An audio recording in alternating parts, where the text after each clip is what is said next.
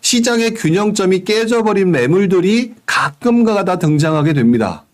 저는 평상시 쳐다보고 있지 않거나 집값이 오르면 그때 가서 해야지라고 얘기하는 거는 정말 아마추어적인 발상이라고 보는 게, 그렇게 하면 맨날 똑같은 고민을 해요. 상급지가 먼저 움직이는데 뭐 계속 시장 그 가격은 벌어지기만 하잖아요. 그러니까 결국 그것들 갖다가 넘어설 수 있는 방법은요,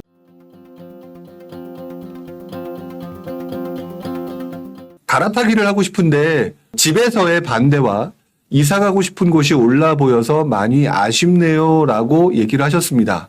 그리고 이 고민은요, 모든 분이 하는 고민입니다.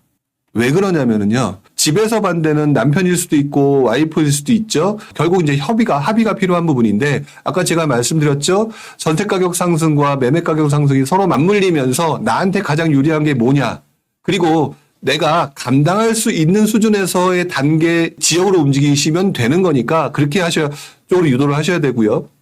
그 다음에 이사 가고 싶은 곳이 올라서 많이 아쉽다라고 얘기하는 것들도 마찬가지입니다.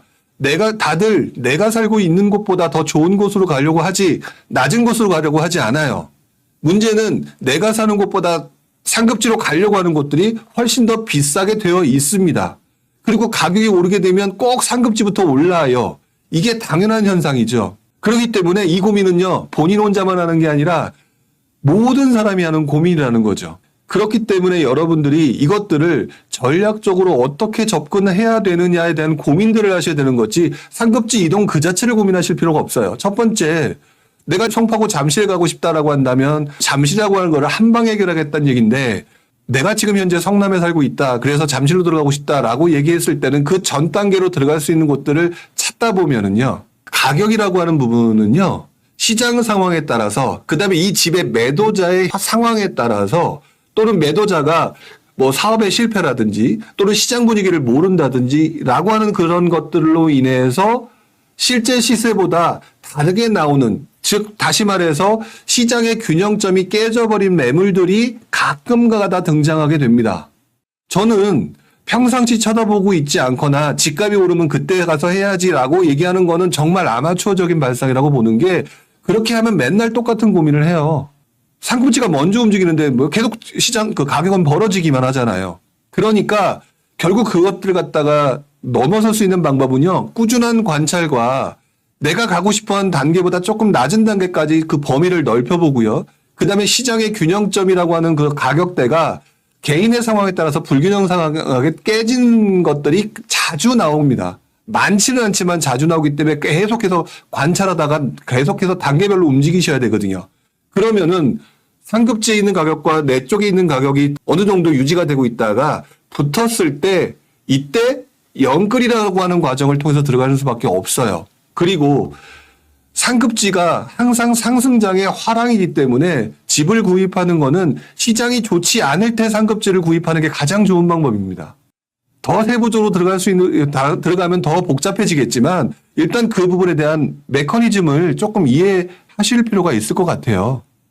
그래서 우리 지연이님한테 꼭 말씀드리고 싶은 거, 집에서 반대라고 하는 부분은 근거를 제시해야 돼요. 명분을 만들어야 되겠죠? 자, 이사 가고 싶은 곳이 올라버려서 아쉽다? 그 얘기는 바꿔 말하면 내가 그동안 너무나 꾸준하게 관찰하면서 이런 것들이 발생한다는 걸 보지 못했다는 얘기입니다. 못했다가 아니라 이제부터 시작하시면 되거든요. 그리고 마지막으로 한 가지 더 추가한다면 딱 하나. 작년 하반기 결국 보면 그때가 상급지의 바닥이었죠? 그 바닥일 때 여러분들은 들어가지 못했어요. 왜? 무서워서였을 거거든요. 그것들을 넘어서야 된다라고 하는 깨달음도 있어야 됩니다. 그렇게 해야지 여러분들이 상급지를 들어갈 수 있는 것들, 계속해서 이것들이 반복될 겁니다. 그리고 이번에 실패할 수 있거나 안 될 수 있죠. 이 방법은요, 제가 20여 년간 투자하면서 느꼈던 거지만 계속 도돌이표입니다. 얼마나 다행입니까? 도돌이표인데. 이 도돌이표가 계속된다는 것들을 기억하신다면 지금 놓쳤다고 해서 실망하실 것도 아니고요. 이제부터 다시 시작하면 되는 거 아닐까라는 생각이 들어요. 자, 지연이님께서 답변을 좀 잘 주셨어요. 중간 단계를 찾아보겠다. 자, 그 다음에 관찰을 한다. 분명히 여러분들이 가고 싶어 하는 곳이 있었을 거예요. 근데 지금 와가지고 제일 질문이 많은 게 뭔지 아세요? 매수에 대한 상급지 이동이죠.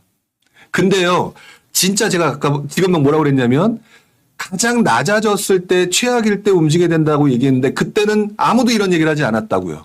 아무도 얘기하지 않고 지가 봐서 움직이니까 이걸 갖다가 전문용어로 뒷북이라고 하죠.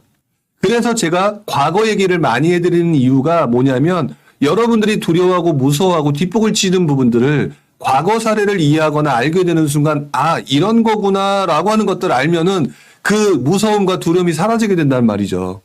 그 무서움과 두려움이 사라지게 되는 방법은 결국 부지런 TV의 라이브 방송을 들어보시거나 아니면 스스로 과거 사례를 복기하거나 이런 것들을 반복해서 하셔야 된다는 거 그걸 꼭 기억하셔야 돼요. 2008년에 잠실이 그런 사례가 있었다 지금 말씀을 드렸지만 그렇다면 불용이 너는 잠실을 했느냐? 안 했습니다. 못했어요. 나 이렇게 해서 나는 항상 이렇게 해서 돈 벌었어 라고 얘기하는 사람도 아니고 저는 못했어요. 저 역시도 조금 두려움이 있었습니다. 되게 부담스러웠었어요. 그 대신 한 가지 제가 놓치지 않았던 게 뭐냐면 잠실 사례뿐만 아니라 다른 것도 마찬가지죠. 잠실과 동일한 사례 같은 거를 보면서 이렇게 되는구나. 다음에는 놓치지 말아야지. 이것들이 여러분들이 다음번에 성공하는 지름길이 된다는 거죠. 사실 실패담을 얘기하는 게 훨씬 더 많습니다. 여러분들은 저한테 성공담을 기대하실지 모르겠지만 저는 성공담보다 실패담이 더 많고요. 실패담에 더 할 말이 많아요. 왜? 복귀를 했기 때문에 할 말이 더 많거든요. 그 부분을 여러분들 생각하셨으면 좋겠고요. 그 대신 오늘 제가 얘기했던 말 역전세난이라고 해서 이참에 상급지 전세 들어가겠다. 저의 방송을 보시는 분들은 절대 그러지 않으셨으면 좋겠다. 이런 말씀을 저기 밑에 조이님 뭘 어떻게 찾아야 될지도 모른다라고 얘기하셨죠. 처음부터 뭘 어떻게 찾을 수 있는 사람은 아무도 없다. 기억이 납니다. 제 옛날 얘기죠. 제 옛날 얘기 갑자기 생각이 나서 2000년대 초반이었어요. 한참 분양권 투자가 유행할 때 저는 분양권 투자를 잘 모를 때 제가 샀던 청약 아파트를 그냥 팔았습니다. 그리고 난 다음에 팔고 난 다음에 단 1, 2개월 만에 3, 4천 정도 올랐던 것 같아요. 미치고 팔짝 뛰겠더라고요. 진짜로. 그리고 난 다음에 공부를 시작하려고 하는데 뭘 어떻게 해야 될지 모르겠었던 것 같아요. 그때가 정확하게 99년이었어요. 1999년에 제가 그때 아파트에 당첨이 됐었거든요. 그랬는데 결국에는 뭐냐 제대로 뭔가를 한 게 아니라 맨 땅에 헤딩하면서 그냥 우리 동네부터 뒤지기 시작했습니다. 제가 그 당시 팔았던 그 동네부터 뒤지기 시작했고요. 그 동네의 아파트 가격, 분양권 가격 뒤지기 시작했고요. 뭘 어떻게 할지 모르니까 그러다 보니까 시간이 오래 걸리는 것 같았으나 단 몇 개월 만에 그 동네 시세와 그 동네 분위기를 알겠더라고요. 그때부터 하나씩 뭔가 뭉쳐지게 되면 그다음부터 스노볼이 됩니다. 우리